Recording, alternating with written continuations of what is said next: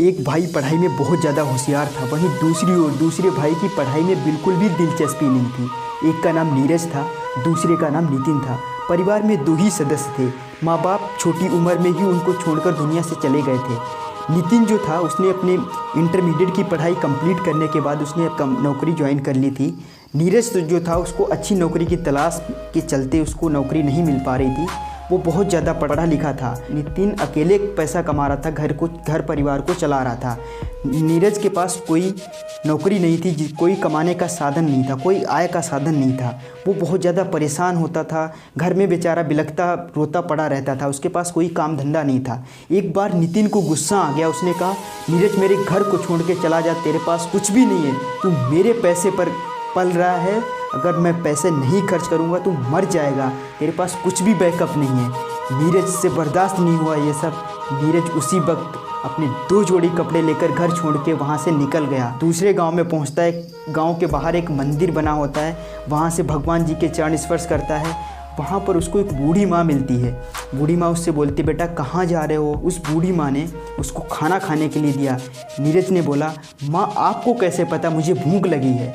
माँ ने बोला बेटा तेरे जैसे ही मेरा भी एक बेटा है, जिसके चेहरे पर मैं उसकी झुर्रियों को पढ़ के समझ लेती हूँ कि मेरे बेटे को भूख लगी। वही झुर्रियाँ पढ़ के मैंने समझ लिया कि तू भूखा है, इसीलिए मैंने तेरे को खाना दिया।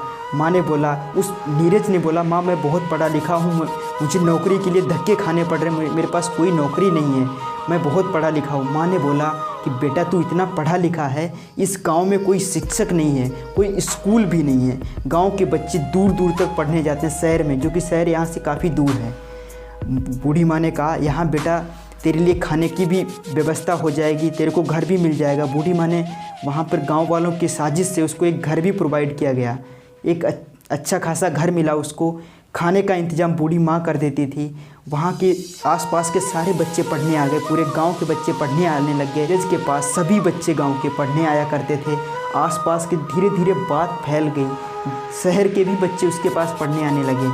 अब शहर के बच्चे जो होते थे वो अच्छी खासी फीस भी दिया करते थे। एक शख्स नीरज से मिलने आया जो कि जिसका स्कूल था, जिसका एक बहुत बड़ा स्कूल था शहर में। उस शख्स ने कहा कि नीरज मेरे स्कूल के आप प्रिंसिपल बन जाइए शहर में। नीरज ने 2 मिनट में ही उसको मना कर दिया कि साहब मैं इस गांव को छोड़कर नहीं, ये मेरे लिए दुनिया है, मैं इन बच्चों को छोड़ के कहीं नहीं जाऊंगा। इन बच्चों को मैं पढ़ाऊंगा लिखाऊंगा, इन सब के लिए ही मैं जीवित हूँ।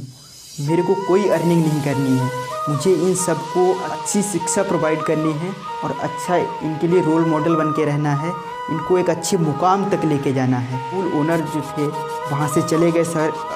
1 हफ्ते बाद जो शख्स शहर से आया था नीरज को हायर करने के लिए, वो अगले हफ्ते बाद फिर आया नीरज से मिलने के लिए। नीरज से कहा, नीरज ने देखते ही कहा साहब आप अपने आप को क्यों तकलीफ़ में डाल रहे हो, मैं कहीं नहीं जाने वाला इन बच्चों को छोड़ के, मेरे लिए यही दुनिया है, मैं अपने बच्चों से बहुत प्यार करता हूँ। तो उस शख्स ने बोला कि नीरज अगर स्कूल गांव में ही आ जाए, स्कूल यहीं आ जाए तो कैसा रहेगा। नीरज बोला मैं समझा नहीं साहब। उस शख्स ने बोला कि मैं यहीं स्कूल बनवा देता हूँ, आपके नियम कायदे के अनुसार ही स्कूल चलेगा तो कैसा रहेगा। नीरज ने कहा हाँ ठीक है, सहमत हूँ। उस शख्स ने स्कूल बनवा दिया। उस स्कूल का प्रिंसिपल नीरज बन गया। अब गांव के लोगों को रोज़गार भी मिलने लग गया, आसपास के जो बेरोज़गार लोग थे उनको रोज़गार मिलने लग गया। अचानक एक दिन जो नितिन था उसको भी उस स्कूल के बारे में पता चला। वो उस स्कूल में जॉब के लिए आया। अब नीरज कुछ दिनों के लिए बाहर गया था किसी काम के कारण।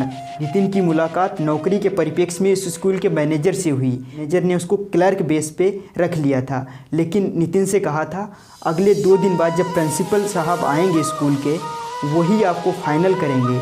नितिन ने कहा मैं 2 दिन बाद आके इंटरव्यू दे देता हूँ।